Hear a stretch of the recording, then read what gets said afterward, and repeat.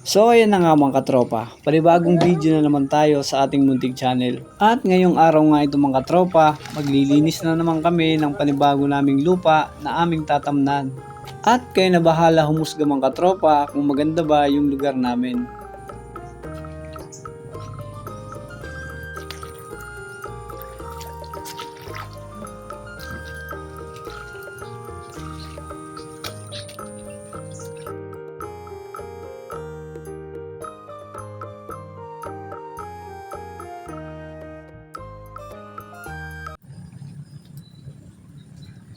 Ito nga mga katropa yung ano natin, yung tatamnan natin ng mga pakuan at saka melon mga katropa. Yan, napakalawak na yan. So ngayon nga mga katropa ay naglilinis kami ngayon ng aming tatamnan ngayong summer. Baka sakaling makatsyempo. Ito nga yung aming taniman, may mga tubig-tubig pa. Gawa ba? Tara pa po yan ng ano, ng bagyong Christine. Ito pa. Yan. Pero hindi na po yan ano mga katropa, hindi na po yan malalim, mga ano na lang yan. Mga wala na hanggang tuhod yan. Pinapaano na yan. Pinapahupa na yan. Paghupaan yan sigurado tatamnan na rin ng mga may-ari yan ng kanang mga gulay o kaya pakwan. Hindi nang pangunahing tanim dito mga katropa. At ayun naman yung aking tatay at ang aking pamangkin. Nagtatanggal ng water lily para hindi na umano, hindi na lumago pa. Pag natamba kasi mga katropa, hindi na yan ano, matutuyo na yan kusa. So fertilizer din yan.